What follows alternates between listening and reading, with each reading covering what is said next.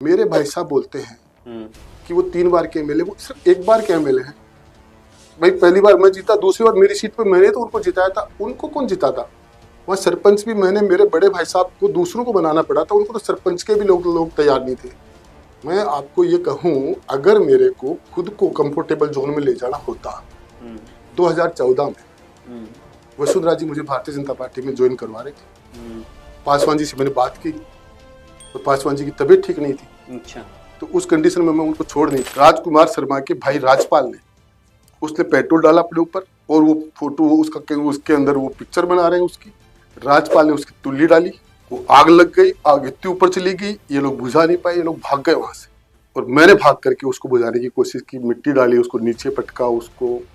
और उसके बाद जब हम लोगों का गुस्सा पुलिस के ऊपर उतरा, पुलिस की हमारी लड़ाई हुई, उसके बाद ज्यादा पुलिस आ गई तो मेरे को पकड़ करके उन्होंने गाड़ी में डाल करके ले जाने लगे। दिनेश एमएन से पूरे टाइम में मुलाकात हुई थी? नहीं, उस वक्त दिनेश एमएन नहीं थे। अच्छा। उस जगह पर नहीं थे। फिर हमने गाड़ी से कूद गए थे, हमने कूद करके फिर पुलिस को से लड़ाई हुई, कुछ पुलिस के लगी, कुछ हमारे लोगों के लगी। फिर राजकुमार शर्मा की गाड़ी भी वहां, दोनों गाड़ी भिड़ गई थी, पुलिस की गाड़ी पलट गई थी। वहां से हम कूद करके, और जब मैंने राजकुमार को कहा यार वो लड़का मर रहा, हालत खराब है और अपन चलते हैं, तो निशांत भारद्वाज हम वहां से हम दौड़ करके एसएमएस हॉस्पिटल पहुंचे। अब एसएमएस हॉस्पिटल पहुंचे दोनों भाग करके। मैं तो फिर भी बहुत लड़ा था, राजकुमार तो क्या लड़ा था, आराम से वो ठीक था, उसका कोई ऐसी बात नहीं थी। वहां जाकर के उसने ड्रामा किया, बोले मैं बेहोश हो रहा हूँ, मेरे को चक्कर आ रहे हैं, और वो वहां पर एक बेड पर लेट गया, बेहोश होने का नाटक किया उसने। मैंने कहा यार मुझसे इस तरह की चीज मैं नहीं करता हूँ। मैं तो उसके बाद में मैं वहां से, मैंने कहा मैं निकलता हूँ। वहां से निकला, दूसरे दिन मैं गिरफ्तार हुआ, दूसरे दिन वो भी पता नहीं हॉस्पिटल से कहां से गिरफ्तार हुआ। निशांत भारद्वाज खत्म हो गया था, मर गया था। उसके बाद राजकुमार शर्मा ने निशांत भारद्वाज की फोटो लेके उनके माँ बाप को लेकर के यूनिवर्सिटी में घूमा। निशांत भारद्वाज को सच्ची श्रद्धांजलि देनी है तो राजकुमार शर्मा को वोट दो। यूनिवर्सिटी का प्रेसिडेंट मिनिस्टर से नहीं सबसे ज्यादा पावरफुल होता है। दुनिया में जितने भी परिवर्तन हुए हैं, जितने भी बड़े आंदोलन हुए हैं, स्टूडेंट ने किया। क्या हुआ कि स्टूडेंट एक तरह से बैकफुट पे आ गई, स्टूडेंट पावर। अब 25 से पहले 22-23 साल का जो स्टूडेंट लीडर है वो यूनिवर्सिटी का प्रेसिडेंट बन जाता है। यूनिवर्सिटी में मैं प्रेसिडेंट बनने से पहले यूनिवर्सिटी क्रिमिनल्स का अड्डा थी। यूनिवर्सिटी के हॉस्टलों में हिस्ट्री सीटर लोग भरे पड़े थे। मैंने उन सारे के सारे हिस्ट्री सीटरों को धक्के मार मार के बाहर निकाला था। अच्छा। मैं महाराणा प्रताप हॉस्टल में रहता था, क्योंकि पुलिस अंदर वो सब नहीं कर पाई थी जो हमने किया। हमने कैंपस में रात को 2-2 बजे उठा के हमारे महाराणा प्रताप हॉस्टल में ले जाके उनको धमका करके, जो भी इनको जूत मार के हमने बाहर निकालते थे। हनुमान बेनीवाल उनके पिताजी एमएलए थे बीजेपी के, उस सपोर्ट से वो प्रेसिडेंट बने थे। उनके साथ में विजय पुनिया जी का एमएलए रहता सूबा को अध्यक्ष बाबू के संबंध जाटों के अंदर बहुत बड़े, जो मैं कह रहा हूँ ना कि विजय पुनिया जी का बहुत नाम था जब हम लोग आए थे उस वक्त। अच्छा। और उनका जो ग्रुप बहुत मजबूत था, वो भी हनुमान बेनीवाल के साथ खड़ा था। ऊपर तो सरकार थी, नीचे विजय पुनिया जी उनके साथ थे। और उसके बावजूद भी हमने हनुमान बेनीवाल को, अब जो बात चली गई, सारी चीज चली गई, बेनीवाल हमारा कोई दुश्मन नहीं है, लेकिन मैं कह सकता हूँ कि वो स्टूडेंट लीडर नहीं थे, वो कास्ट के लीडर थे। एमएन दिनेश जो हैं वो लोगों को पकड़ करके ठोक रहे थे। उसके बाद में, उस वक्त मैं प्रेसिडेंट बन चुका था। उसके बाद मैंने वाइस चांसलर को कहा कि आईपीएस हैं जो इस तरह से लड़कों को पकड़ करके नाजायज पीट रहे हैं।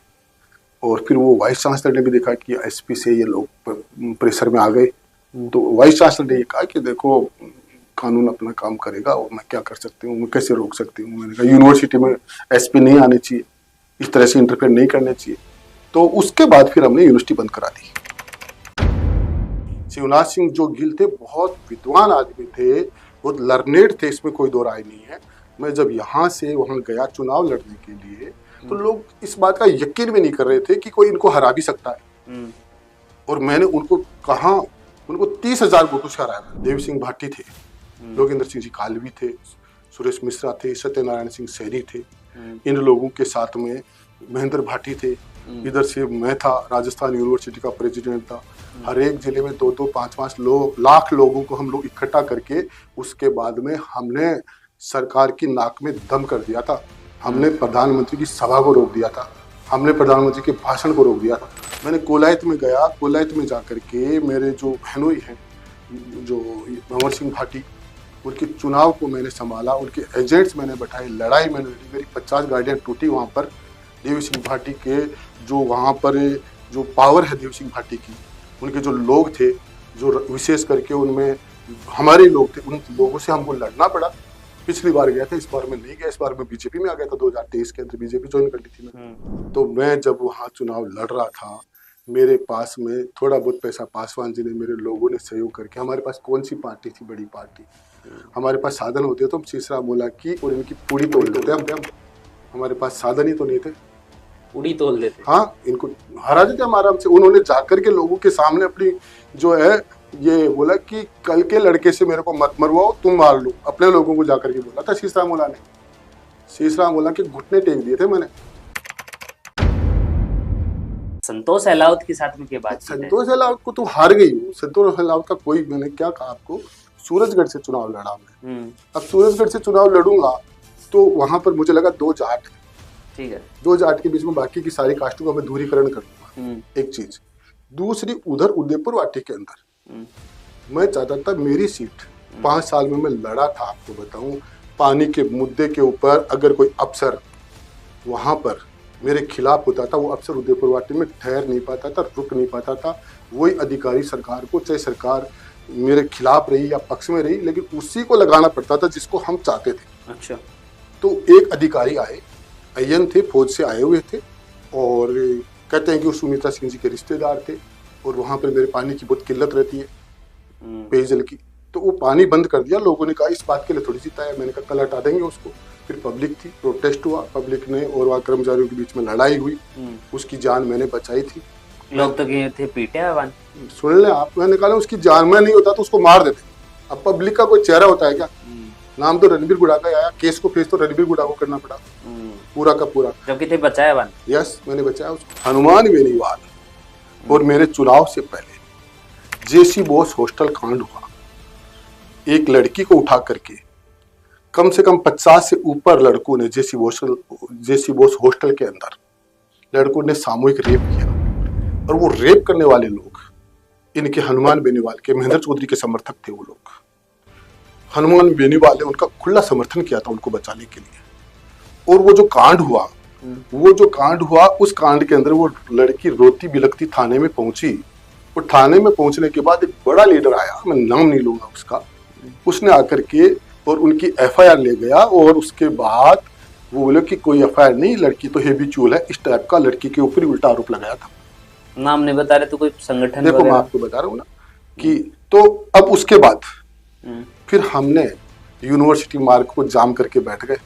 सीआई को मैंने बाहर नहीं निकलने दिया, एफआईआर लॉन्च करवाई, मुकदमा खाया हमने, और हमने मुकदमा खा करके जयपुर पूरा का पूरा बंद करवा करके, चक्का जाम करके उनकी गिरफ्तारी करवाई हमने। जो उत्पन्न हुई संतोष अहलावत ने जब चुनाव लड़ा था लोकसभा का, मेरी वजह से हारी थी संतोष अहलावत। उसके बाद में सूरजगढ़ के जो लोगों ने और मेरे को आए, सूरजगढ़ के लोग, वही मैंने सोचा कि ये बड़ा चुनाव था। और सूरजगढ़ का चुनाव मैंने आपको बताया, एक मायने में देखा जाए ना तो मेरा सीरियस चुनाव नहीं था सूरजगढ़ का भी। वो जब संतोष अहलावत ने, लोगों ने ये कहा जो आप बोल रहे हो सारी बात, मैंने कहा वहां पर क्या बोलते हैं, वहां पर क्या बोलेंगे।